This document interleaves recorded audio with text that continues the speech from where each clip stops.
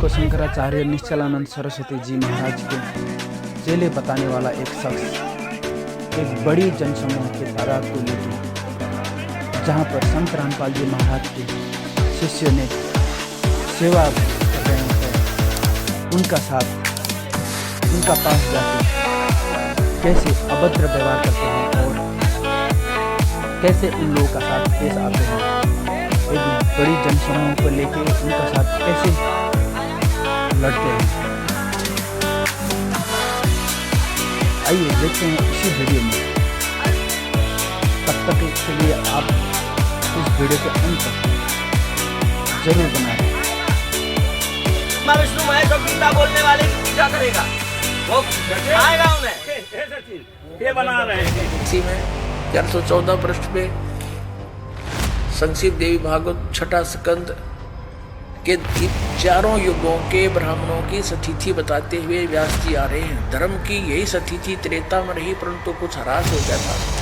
सतयुग की जो सतिथि थी वो द्वापर में विशेष रूप से कम हो गई थी। राजन, उन प्राचीन युगों में सतयुग त्रेता द्वापर में जो राक्षस समझे जाते थे वे कली में ब्राह्मण माने जाते हैं, क्योंकि अब के ब्राह्मण प्राय पाखंड करने में तत्पर रहते हैं। दूसरों को ठगना, झूठ बोलना और वैदिक धर्म कर्म से अलग रहना कलियुगी ब्राह्मणों का स्वाभाविक गुण है।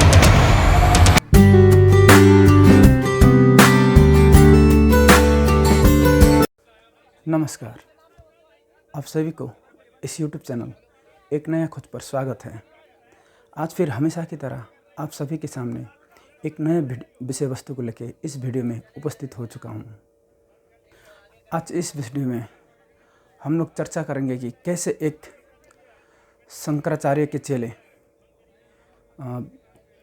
शिवांश नारायण द्विवेदी जी ने एक मेले में जाके संत रामपाल जी महाराज जी के शिष्यों का साथ, जहाँ पर सेवाएं चल रहे होते हैं, संत रामपाल जी महाराज का पुस्तक सेवाएं चल रहे होते हैं, वहाँ पर जाके एक अभद्र तरीक़ा से पेश आते हैं।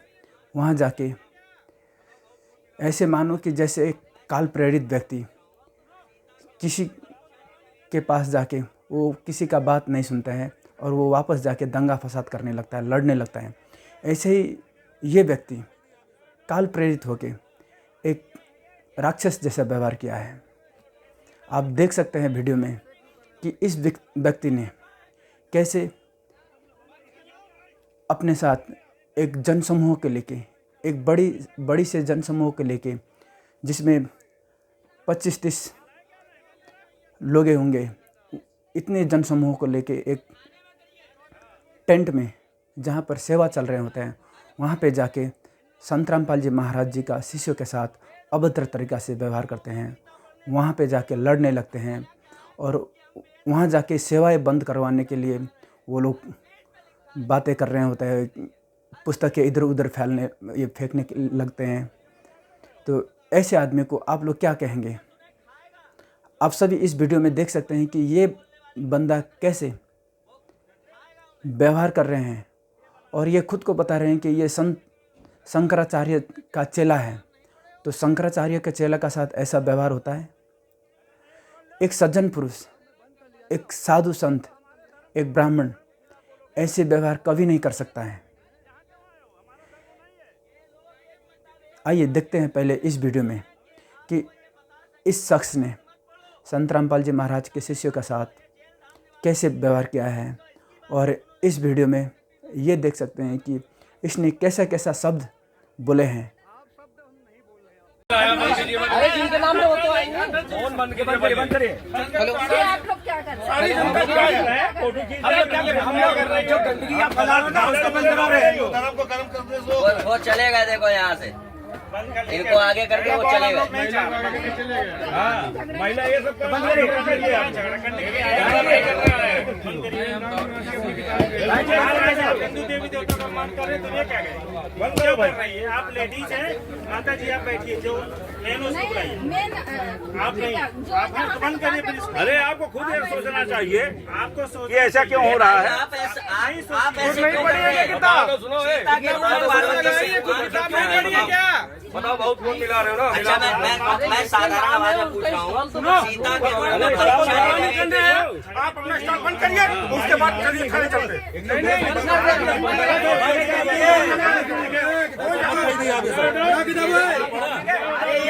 ये धर्म देखो अपना, ये सीता माता के रूप में ऐसे क्या कर ऐसे रहे क्यों हैं कर रहे हो कि भाई? माता पार्वती क्या लिखा है? देखो ये भी उसी में है, तुमको शर्म नहीं लगेगा?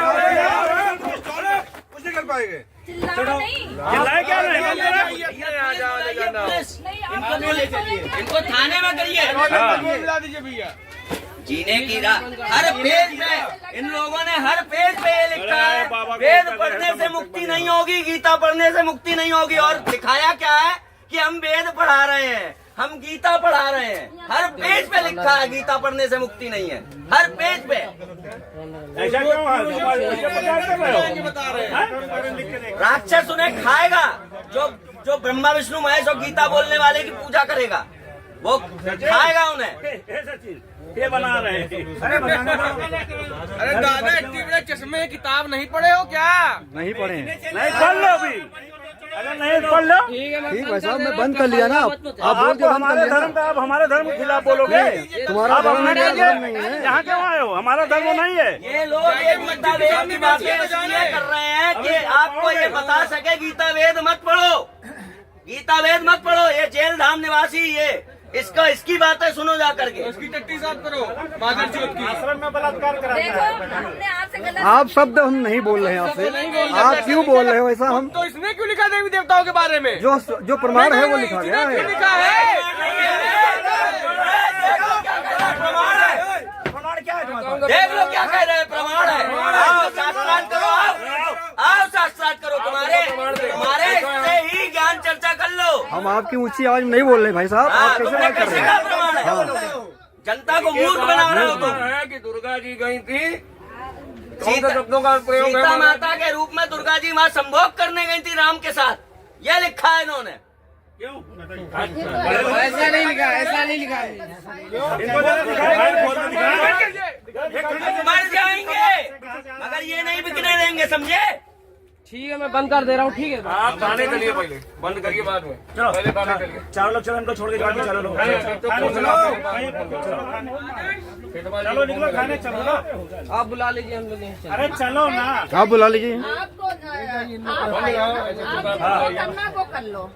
चलो ना खाने पर चलेगा। हम अपना स्टॉल बंद कर देंगे तब चलेंगे। हर बंदे पे ऊपर लिखते हैं हिंदू मुस्लिम सिख ईसाई को धर्म नहीं है न्यारा, व्यक्ति को। जेल में बैठा हुआ है, मारो ना चोर चक्का। चोर चक्का जेल में। हमारा हाथ उड़ाने का राइट नहीं है, लेकिन हम इनको जेल कराएंगे। चलो निकलो चलो। मैं जाऊंगा अपने ये सब समेट के तभी जाऊंगा। ठीक है अपना ये रख के तो तुमको ये शर्म नहीं आई? ये सीए जो पार्वती माता के बारे में गंदा गंदा लिखा उसको बेच रहे हो। हिंदू नहीं है क्या? ये शर्म नहीं है? ये लोग हिंदू कलंक है हिंदू के नाम पे। क्या परिभाषा हिंदू की? बोल। कबीरदास जी का फोटो लगा करके कैसे बात करें? हम किस तरह से बात वो इसलिए बात करो, फंस गए हो। हम फंस गए। अभी अपने पे होते धनाना अनाना में तब बताते हमको हम क्या हैं, समझे? पवन दास को मारा था कि नहीं डंडों से? पवन दास जो विद्रोही हो गया तुम्हारे यहाँ का। कौन विद्रोह? देखो हाँ। अरे कुछ नहीं यार, तुम्हारे गलत लिखा हुआ बंद करो भाई। हमें नहीं बता, बंद हो रही है। अरे 4-5 लोग मर गए थे वो जब पकड़ा गया था, 4-5 लोग मरे थे। आप करेंगे किसी की भी भावनाओं को कोई बर्दाश्त नहीं होगी। आप सड़क पे खड़ी और आपका अपमान हो रहा है, आपका पुत्र नहीं देख पाएगा। ये बात लिख लीजिए और ये घट सकते हैं। इस तरह से बात कर रहे हैं, हम कभी बात नहीं कर रहे हैं। आप क्या करके बात कर रहे हैं कि नहीं? आप गाली दे के बात कर रहे हैं नहीं ना? आप क्या करके बात कर रहे हैं? फिर इतना निवेदन कर रहे हैं कि ये गलत कुरीतियों की भाषा शैली मत बेचिए। अरे ये कौन सा पुण्य करके गए धरती पे? बहुत पुण्य कर रहे हैं। पार्वती की माता राम के पास इसलिए जाती है कि उनको संभोग करना है, और ये पुण्य कर रहे हैं, ये जेल धाम के वासी। अरे ये स्टॉल लगने क्यों देते हैं? हम लोग क्या पढ़े लिखे नहीं है क्या? नहीं है, सुन लीजिए, विश्व हिंदू परिषद बजरंग दल से है, मैं जिले का पदाधिकारी हूँ, आपका प्रखंड के हैं। सुन लीजिए, हमारी माँ बहनों को कोई गाली दे, अभी यही माता जी से हमने पूछा, अगर आपको कोई गाली दे सड़क पर खड़ा होकर और इन शब्दों का प्रयोग करे, क्या आपका पुत्र खड़ा होकर मुख दर्शक बना रहेगा? मुझे इस बात का जवाब दीजिए। अरे हर बार एक ही बात होती है, हर बार आप लोग स्टॉल लगा रहे थे। नहीं, अरुण कितने बड़े मुद्दा नहीं है, रुको एक मिनट, अरुण कितने बड़े संगठन वाले हैं कि यहाँ कार्यक्रम करवा लेते हैं?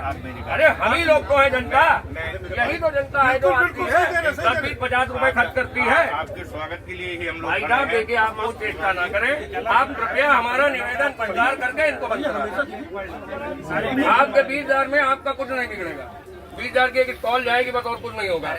और मुझे बताइए, ऐसे ये सब अश्लीलता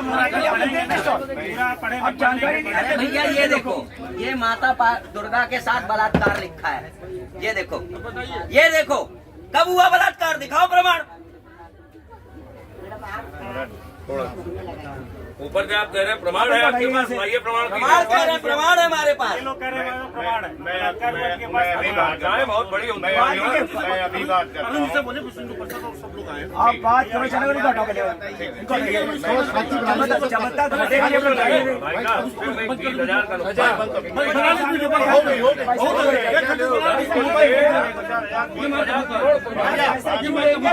है, बंद कर।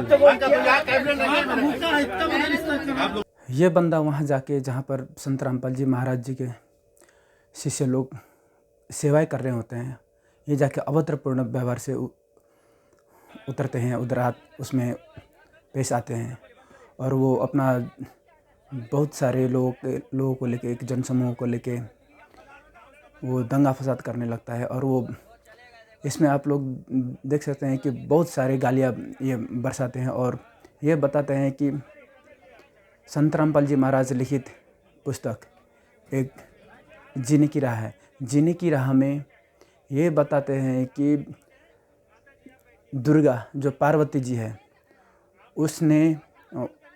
पार्वती जी ने श्री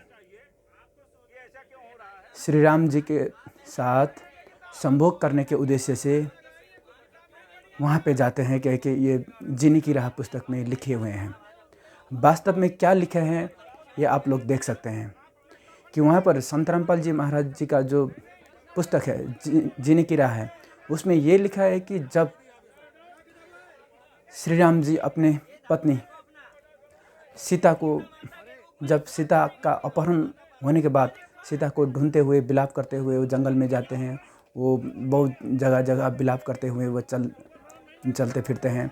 तो उस वक्त जब पार्वती के साथ जब भगवान शिव जी वो गगन विहार कर रहे होते हैं, उस वक्त पार्वती जी, सती जी श्री राम जी को देखते हैं कि इस पृथ्वी लोक में ये कौन सा एक पुरुष है कि वो बहुत विलाप कर रहे हैं। उस वक्त श्री शिव जी, शंकर जी बताते हैं कि ये स्वयं त्रिलोकीनाथ भगवान विष्णु हैं।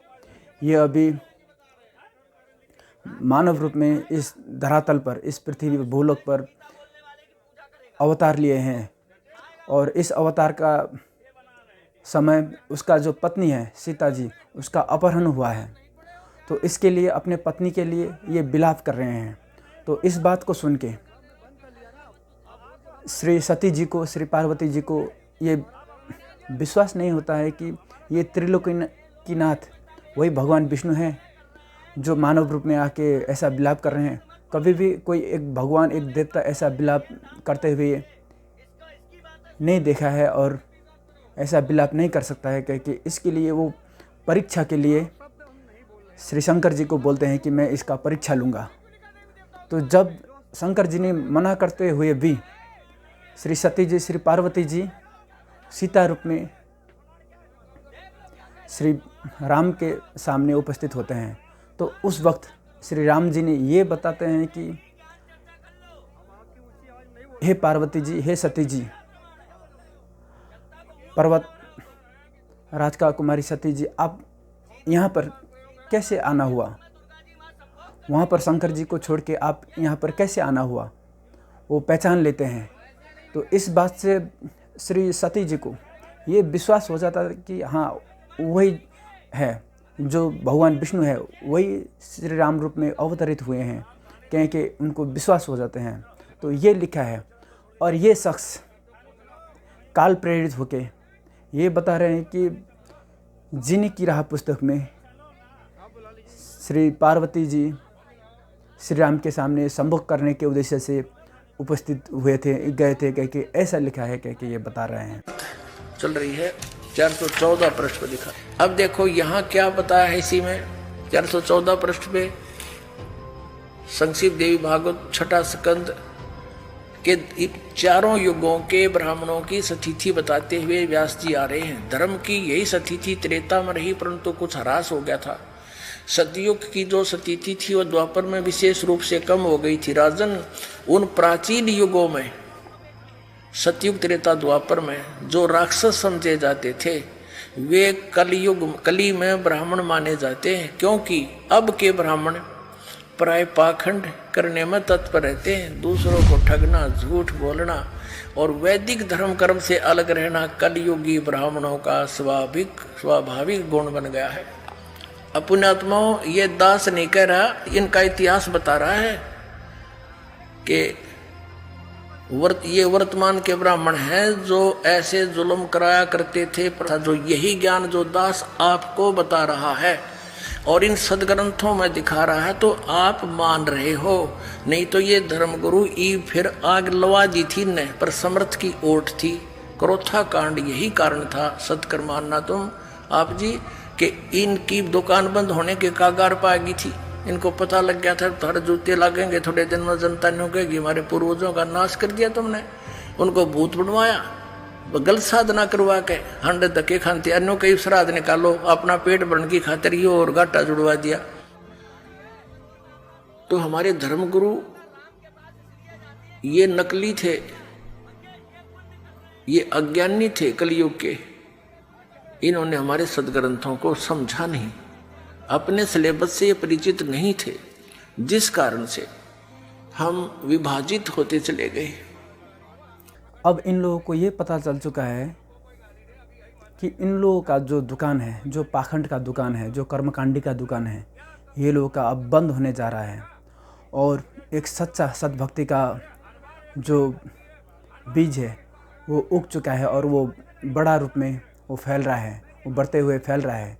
तो इनके लिए ये मुश्किल हो गया कि इन लोगों का दुकान कैसे चलेगा, और इन लोगों का जो पाखंड है, इन लोगों का जो दुकान है वो कैसे चलेगा, और ये लोग अपने जीविका के लिए वो कैसे काम कर सकते हैं। तो इसके लिए ये लोग इतना ढोंग कर रहे हैं, इतना पाखंड फैला रहे हैं। हम सभी मानव समाज को ये देखना चाहिए कि क्या सही है और क्या गलत है। किसी के साथ बुरा भला कहने से पहले ये हम लोग अपने साथ देखना ज़रूरी है कि इसमें क्या लिखा है।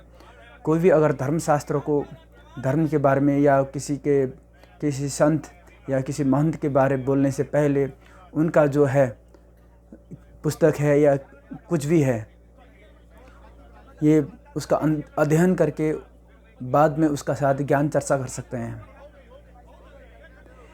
बिना पढ़ के, बिना समझ के कहीं किधर से आ जाते हैं और लड़ने लगते हैं, दंगा फसाद करने लगते हैं। ये किसी भी सज्जन पुरुष का लक्षण नहीं है। ये काल प्रेरित एक व्यक्ति का हो सकता है। और ये शख्स, ये बंदा एक जगह ये बोला है कि संत रामपाल जी महाराज ने एक पवन दास है, उसको गुरुद्रोही घोषित किया हुआ है। उसका नाम लेके ये बता रहे हैं कि ये जो मैनेजमेंट है, मैनेजमेंट का ऊपर ये उंगली उठा रहा है। तो इससे ये पता चलता है कि ये जो शख्स है, ये शिवांश द्विवेदी जी है, ये कहीं ना कहीं इसका जो कनेक्शन है, कहीं ना कहीं उस गुरुद्रोही पवन दास के साथ मिला हुआ है। नहीं तो इसको कैसे पता चल सकता है कि इसका जो गुरुद्रोही है, गुरुद्रोही घोषित किया है जो पवन दास है, ये मैनेजमेंट से बाहर किया है। और इससे ये पता चलता है कि ये सारा षड्यंत्र ये सब मिल के कर रहे हैं।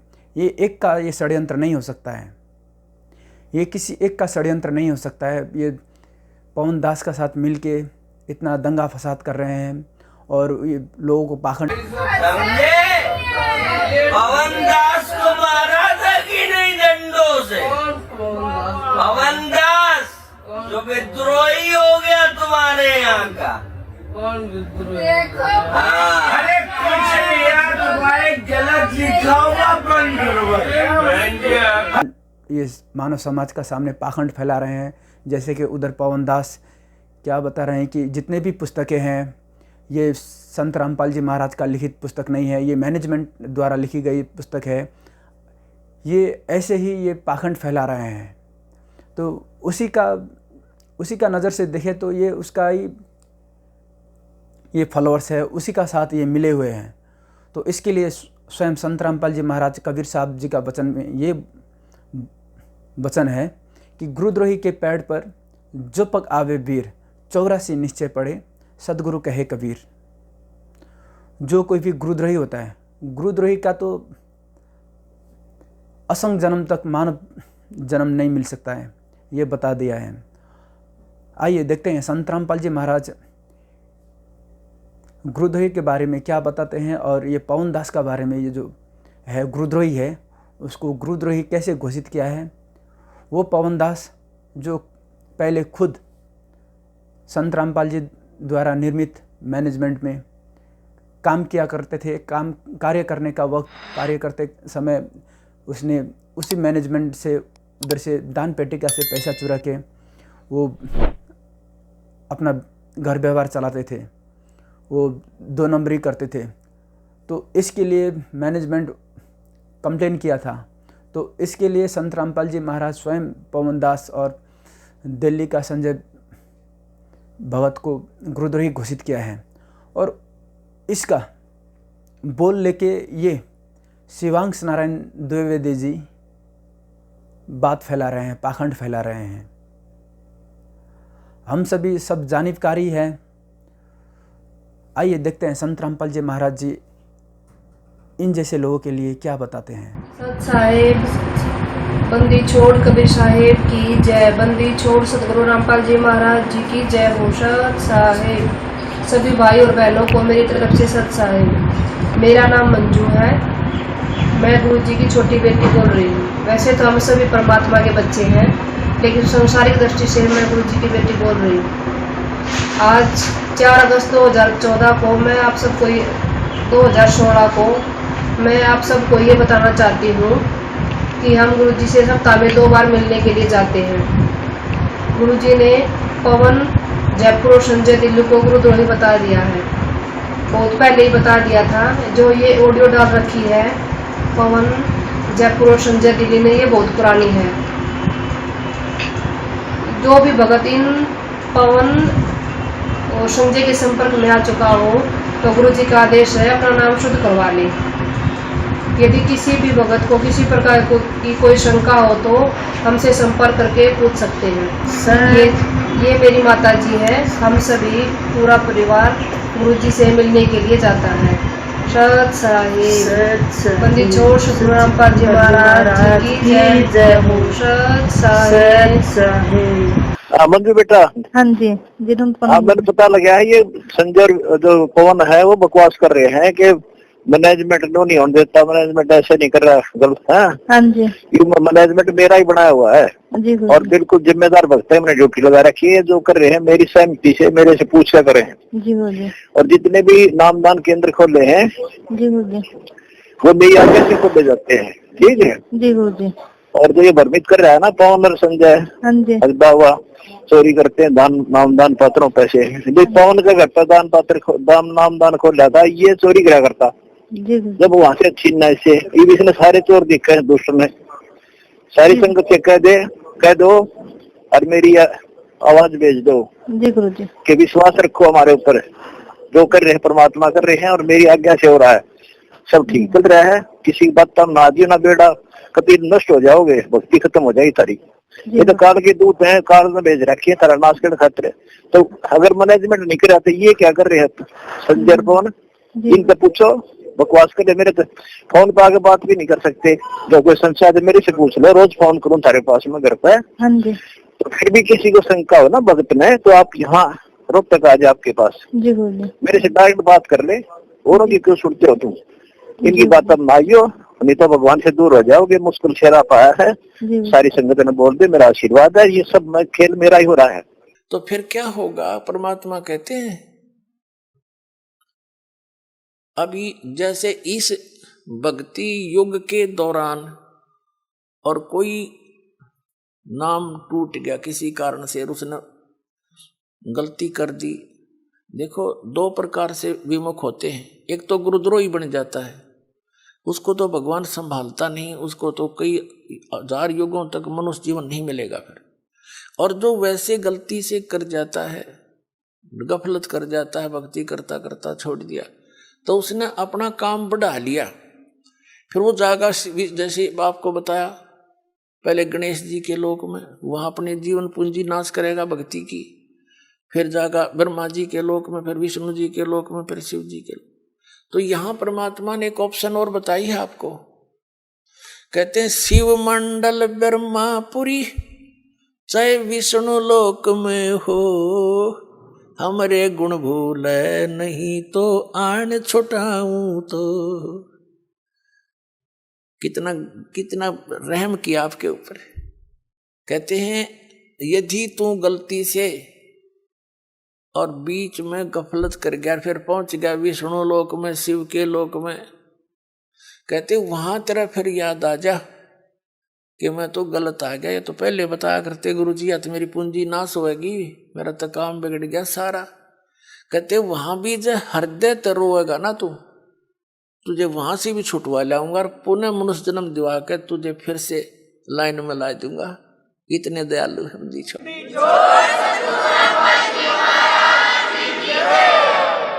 शिव मंडल ब्रह्मापुरी चाहे विष्णु लोक में हो, और हमारे गुण भूले नहीं। ये गुण है भगवान के, ऐसा दयालु है, ये कर्म करने चाहिए। इनकी पूंजी हमने यहाँ नहीं प्रयोग करनी है, ये तो हमारे साथ धोखा हो रहा है। कहते ये गुण तरह याद रह गए वहां भी। शिव मंडल ब्रह्मापुरी चाहे विष्णु लोक में हो, हमरे गुण भूले नहीं तो आन छुटाऊं तो। और फिर क्या होगा? जैसे लास्ट में जो रह जाएंगे, लास्ट के क्या होगा? लास्ट जो भक्ति इस कलयुग में हजारों वर्ष तक ये अब चलेगा, दाता की दया होगी। क्योंकि प्रॉमिस है परमात्मा का कि इस पिछली पीढ़ी में जहाज भर भर ले जाऊंगा सतलोक में अपने बच्चा की, और वहां ठाठ कर देंगे।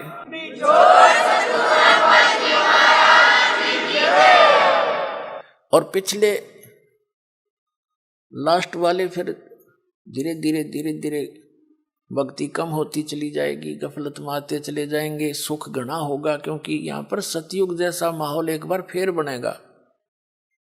और यो सुख भी इस जीव का दुश्मन है। कबीर साहब कहते हैं कि सुख के माथे पत्थर पड़ो, जिसते नाम हृदय ते जावे, और बलिहारी व दुख के जो पल पल नाम रटावे। कबीर साहब कहते हैं, हमें उदाहरण देते हैं कि इस यहाँ के नकली सुख में अंधे ना होना। कबीर साहब कहते हैं आग लगाए से सुख के, जिस तो भगवान ते दूर हो जावा। हे परमात्मा ऐसा सुख ना दिए जिस तो आप ते दूर हो, और ऐसा दुख बनाए रखना जिससे आपकी याद बनी रहे। बलिहारी व दुख के जो पल पल नाम रटावे।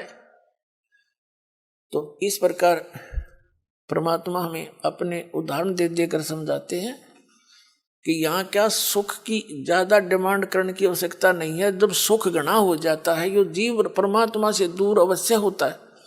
आप देख लो कितना बड़ा सेठ हो, ठीक है, कभी महीने 6 महीना में तो माथा टेक आया, 10,000 रुपये दे आया, बस इतनी सी रह जाती है इनकी। ऐसे मंत्री हैं, मुख्यमंत्री हैं, प्रधानमंत्री हैं, इन मास्ता है भगवान की पर भक्ति नहीं कर सकते ये। ठीक है कि माथा टेका हुए हैं फॉर्मेलिटी सी, क्योंकि जीव है भगवान के लिए तो रह ही नहीं सकता। तो वो वो भगवान अग्नि स्मारक पर उनको लगाना चाहो, आज नेड़े भी ना हो, उन्हें तो बकवाद चाहिए, अच्छी बढ़िया बढ़िया कोठी, लंबी कार, सामने घूटी छुट्टी, कलबा में बकवाद करनी, तो ये छोड़नी पड़े, तो वो छोड़ नहीं सकेंगे। वो जब छोड़ देंगे जब गधे बन लेंगे, फिर को मार छुटवा होगा उनकी सारी।